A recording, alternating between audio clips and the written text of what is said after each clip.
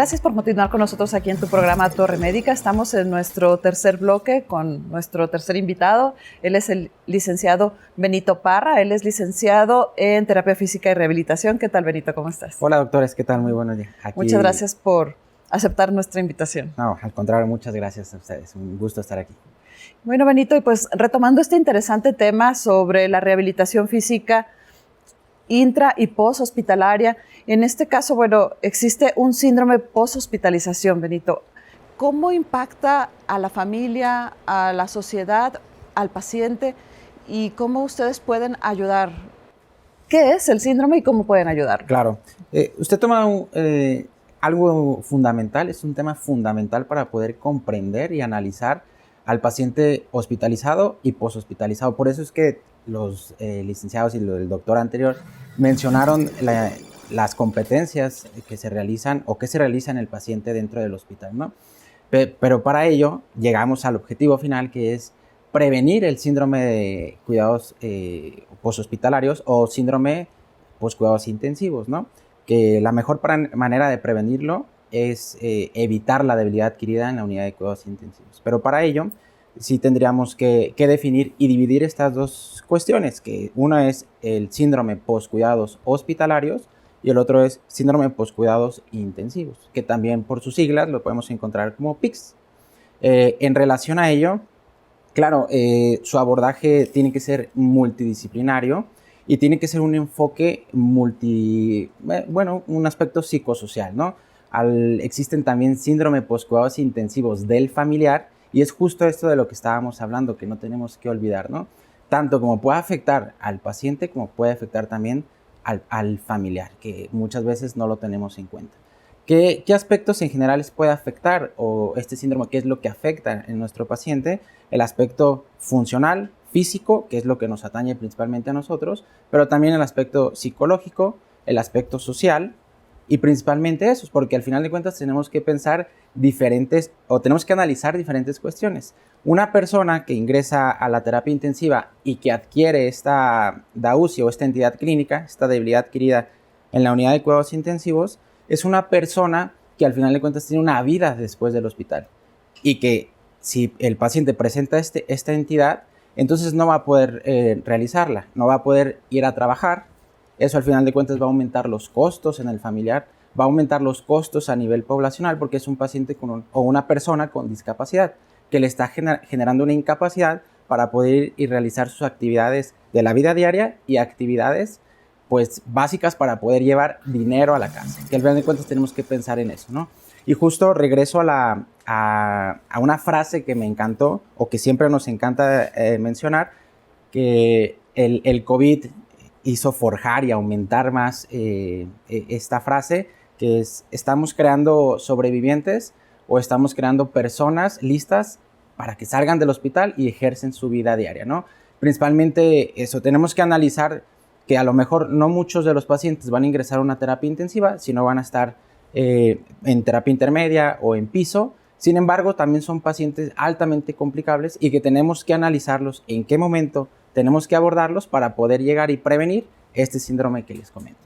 Fíjate, ahorita que haces mención a esto y hablamos un poquito tanto con Emanuel, tanto con Miguel, que la parte que nos compete a los clínicos de otras áreas, el fortalecer que tanto el médico especialista en rehabilitación física y obviamente con todos los posgrados que se pueden tener en esa especialidad y las subespecialidades que esto los compete, pero cómo debemos de involucrarlos a ustedes de manera oportuna para tener un panorama claro y poderle dar un pronóstico coherente a la familia, porque en el poshospitalario, hablábamos del síndrome post-hospitalario, pero hablar desde de forma primaria, cuáles son las variables y las consideraciones que tenemos que llevar a cabo, porque la familia, pregunta cardinal de hace 3 días de un alta de una paciente, después de una amputación de una paciente con un problema renal de base y sufre desafortunadamente una secuela por un problema de limitación física, y la familia hace la pregunta cardinal que debe ir dirigida a ti o a Emanuel o a Miguel y decirles: la familia debe ser adaptaciones en el hogar Claro. Esas son partes pivotes que nosotros como especialistas de otras áreas no sabemos responderles. ¿Por qué? Porque nadie aprendimos a vivir una secuela física y tampoco hemos aprendido a envejecer. Esa parte del envejecimiento físico puede ser acelerada. ¿Por qué acelerada? Porque tengo una limitación, una amputación, una fractura, y son condiciones que de alguna manera no contemplamos en el día a día. Pero tú como especialista en esta área, ¿consideras que las familias deben de considerar de forma primaria e ir haciendo adecuaciones en los espacios físicos de forma temprana antes de egresar al paciente? Es una pregunta fundamental y me encanta que lo hiciera, doctor. Me gustaría responderle primero la primera pregunta que realizó. Nosotros consideramos, y más la evidencia lo fundamenta, que el fisioterapeuta o ustedes cómo pueden ayudar al paciente, pero también involucrar al fisioterapeuta desde el pase de visita, desde que está en el hospital. Desde ahí tendríamos que generar intervenciones, platicar con todo el equipo para poder objetivizar de manera funcional los resultados del paciente, ¿no? Regresando o contestando a la segunda pregunta, doctor, las adaptaciones se tienen que hacer una vez que se realiza una evaluación funcional. Se ha visto, se ha analizado que el realizar estas adaptaciones va a prevenir bastantes cosas en el paciente. Una de ellas es prevenir las caídas, que es por muchas de las cosas que el paciente pudiera tener un reingreso hospitalario, ¿no? Pero sí, es fundamental que nosotros podamos adaptar una vez que va funcional. Si el paciente ya puede caminar, pero puede caminar con una andadera, entonces, ¿qué nosotros tenemos que ofrecer o qué podemos ofrecer en relación a las adaptaciones para que el paciente pueda hacerlo de manera funcional? Y me refiero funcional, que lo pueda realizar él con la mínima ayuda posible de la forma más segura, ¿no? Si nos vamos al polo donde quizás no es tan funcional el paciente, que sale con esta debilidad adquirida en la unidad de cuidados intensivos, donde no puede inclusive ponerse de lado en cama, no puede sentarse por sí solo, tienen que ayudarle 2 o 3 o más personas, entonces tenemos que generar todavía adaptaciones extras, o no que sean extras, sino adaptaciones especializadas o específicas para ese tipo de pacientes. Siempre tenemos que especificar, siempre tenemos que realizar un abordaje individualizado para cada persona. Y simplemente hay casas que no tienen una habitación en la planta baja, ¿no? O sea, para empezar, adaptar esa habitación. O sea, creo que es un tema bien interesante. Y, por ejemplo, en el síndrome poshospitalario, ¿cómo interviene la familia para ayudar a que sea menos, que les afecte menos al entorno, al paciente?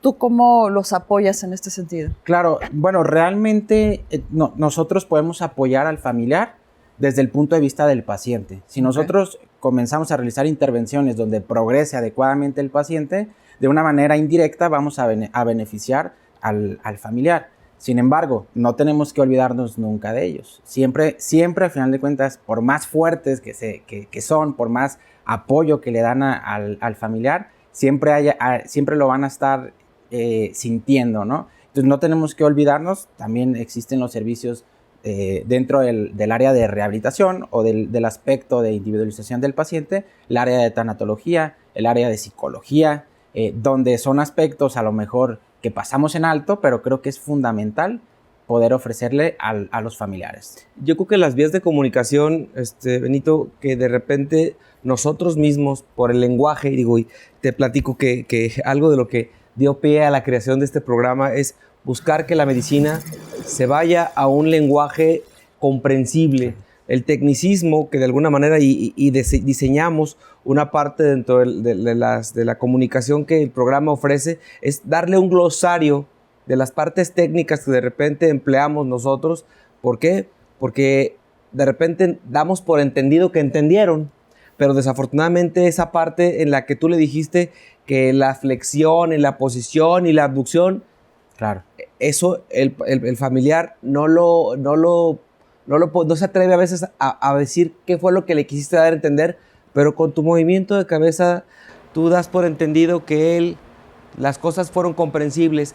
Esa parte de retomar las vías de comunicación y entender que darle a la gente siempre una información en un mismo canal. Digo yo, para ustedes llegas a una visita hospitalaria y te encuentras a un familiar. Vas a una segunda visita hospitalaria y te encuentras a otro familiar. Claro.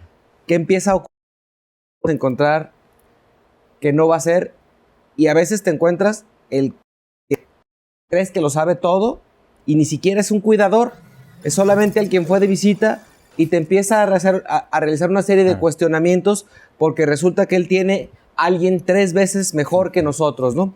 Son escenarios muy frecuentes, pero que de alguna manera tenemos que utilizar escenarios como estos para compartirle a la gente que el objetivo de que profesionales como ustedes, Manuel, Miguel, Benito, nos hagan favor de compartirlos, son gente que se mantiene en una actividad constante en el día a día a través de su consulta y de sus visitas hospitalarias, de sus visitas domiciliarias, para poder enfrentar de repente a cierto número de familiares que tienen un desconocimiento, pero que esa parte en la que tú dices, si nos apoyamos de un profesional del área de la salud psicosocial, en donde el entorno familiar, que de repente ya se tornó patológico porque duró 3 meses y dejaron un endeudamiento financiero en la unidad donde estuvo, y ahora viene la secuela poshospitalaria con modificaciones a la casa, medicamentos, el apoyo terapéutico avanzado en donde tienes que estar pagando 2 o 3 veces por semana terapia física para que el paciente tenga una pronta, porque la supervivencia de la que hablabas, ¿sí? Ahora, ¿cómo vamos a llevar con calidad de vida todo este contexto? Yo creo que, Benito, este tema da mucha tela de dónde cortar para podernos hacer muchos trajes a la medida de cada familia, pero que profesionales como ustedes nos dictan mucho la pauta. Yo te agradezco a ti, Benito, por habernos hecho el honor, junto con Emanuel y Miguel, de darle a este programa cómo un síndrome poshospitalario puede cambiarle el panorama si le están hechos por profesionales como gente como ustedes. Gracias por dar la invitación y bueno, pues continuamos aquí en Torre Médica. ¿En qué sección? Benito, te quiero invitar a que te quedes en nuestra siguiente sección que se llama Lo que quiso decir. Es nuestra nueva sección del programa. ¿Vamos? Perfecto. Continuamos.